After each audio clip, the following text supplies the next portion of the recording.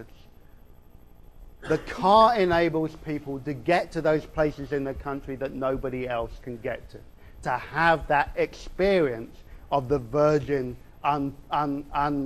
uncluttered countryside that everybody was so eager to get to. Now, the level of car ownership in Britain in the 20s and 30s is nowhere near as it was in the US. They grew to 2 million by 1938. Okay, so this is a predominantly affluent, middle-class group of people that I'm talking about. And yet probably the cheapest and most popular car was the Austin 7, a great little motor car. My uncle had one. He was a big collector of these cars. They're great fun. And just as in the US you have the AAA, in the UK you have the establishment of the AA, the Automobile Association. And it does basically very much the same job. It advances the interests of motorists as a group, and it was particularly renowned for its publication of so-called touring routes, maps of the road that showed people where and how they could get around.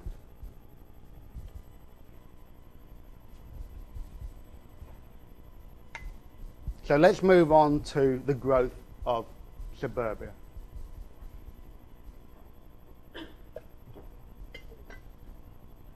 Now, there are two waves of this that you need to distinguish. Okay? There's a wave of public housing that happens immediately after the war, and then there is a wave of private construction. Okay, and I'm going to talk here about the creation of public houses. Lloyd George had fought the 1918 election under the famous slogan that the government would build homes fit for the returning heroes from the front. Okay, to try and establish that the veterans of the war were not going to be like the veterans of the South African War and return home to unemployment and have to go on hunger marches, but that they were going to return to new conditions and a new society in which they would have not slums but homes. Having a home became almost a new marker of citizenship.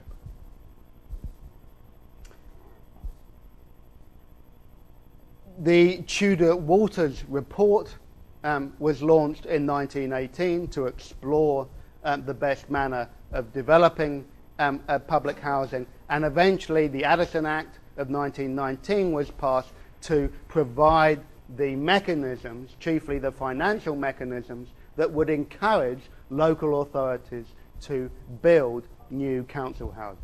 And by council houses, I mean basically public housing, what you would call projects.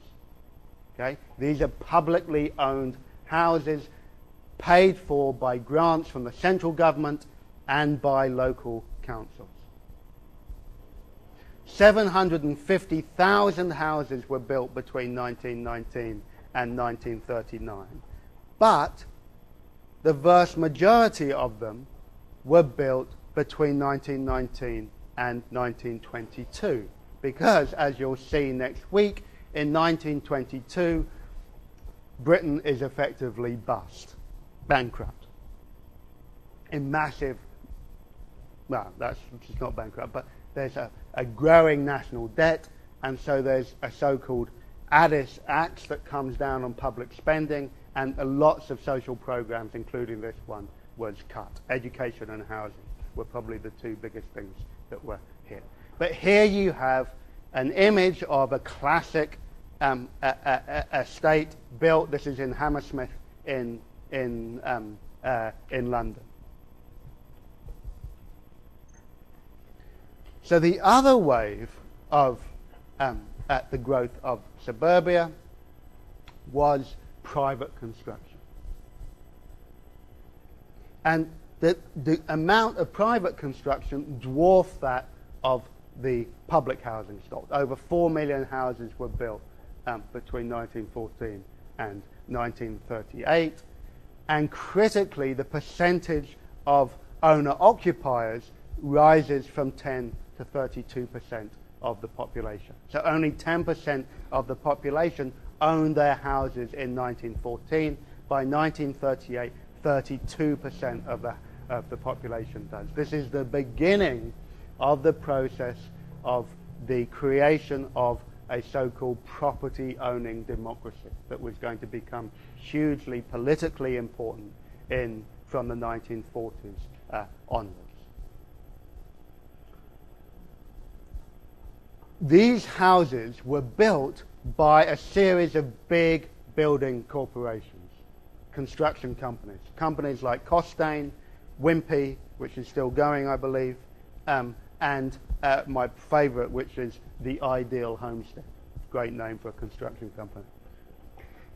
There were almost as many construction companies in Britain in the 1920s and 30s as there are in Berkeley. You know how every other van that you see on the streets of Berkeley is the name of a construction company? No? Well, believe me, they are.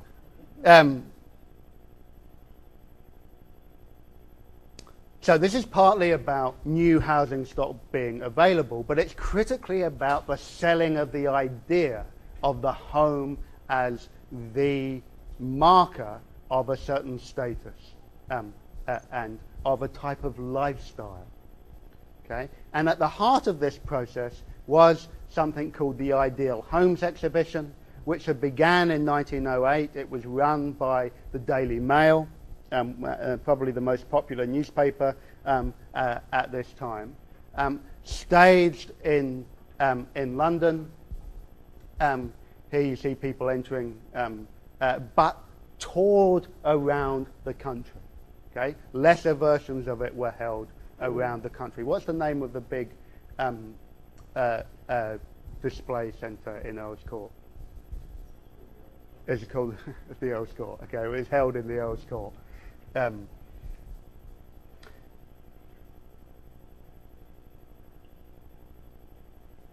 My wife's grandmother, if this isn't getting too complicated for you, got married in the early 20s.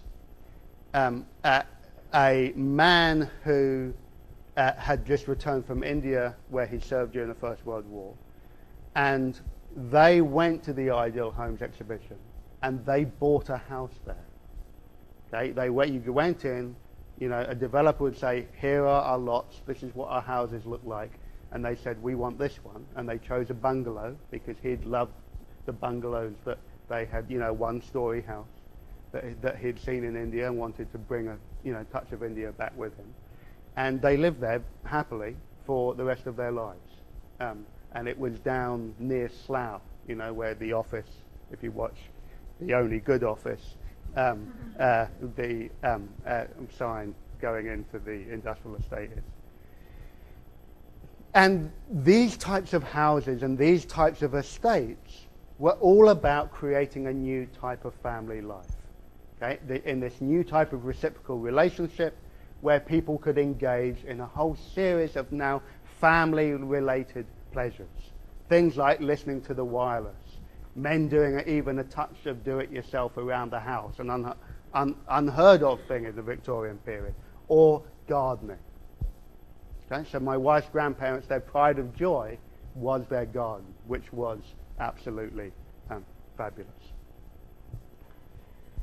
So to give you some type of contrast between the public and the private, this is the type of house being sold by private developers on your left, and on your right you see an image from the documentary photographer Bill Brandt, who published a collection of photos during the Second World War called Homes Fit for Heroes, which of course was an implicit critique on the state of the housings that had been built or had not been built for veterans after the First World War. Obviously, he's making the argument that they better do a better job after the Second World War. But the key distinction that you need to see is the individual house as opposed to the terrace house. The wealthier you are, the more space you get around your dwelling. Okay, so let's go further into the countryside here.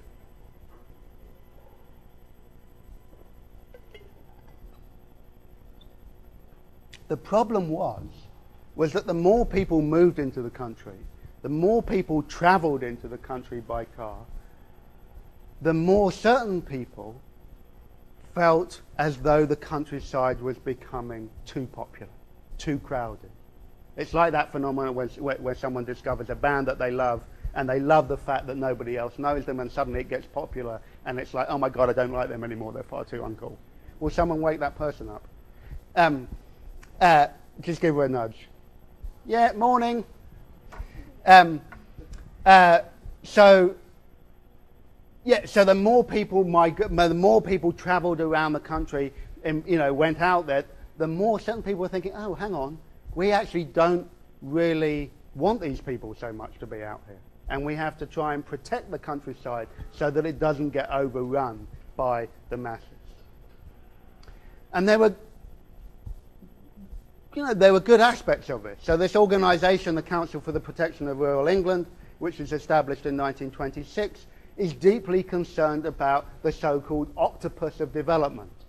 The way in which there's unplanned development of private developers spreading out through the countryside. 50,000 acres lost every year. And they were early conservationists, early environmentalists in many ways. But they were also great examples of the not in my backyard type of tendency. And part of this was about an alternative vision of the countryside that was more democratically available to everybody. Okay, and here hiking, or what in Britain was known as rambling, was at the heart of this issue. People love to go hiking into the countryside to escape from the cities and go out walking. And very close to the big industrial centres in the northwest especially, or indeed the northeast, the countryside is right on your doorstep. But much of it was privately owned, well, almost all of it was privately owned and policed by landowners.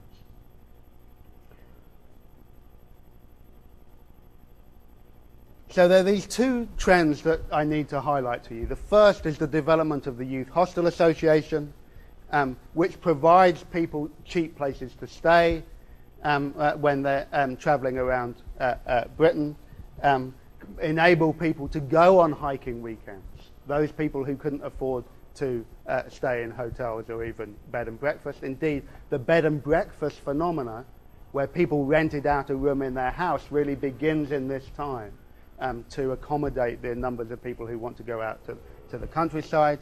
But the other was an almost organised, what we would now call occupation of the land, a claiming of the land as the people's own, in the spirit of the occupations on campus and on Wall Street, to claim, look, this is not your land, it's our land and we have a right to access to it. And the best example of that was in 1932 at Kinderscout, which is just outside of Manchester, about 30 miles outside of Manchester, where a group of workers went out and basically held a mass trespass so that the landowners could not get their estate workers to basically prevent people from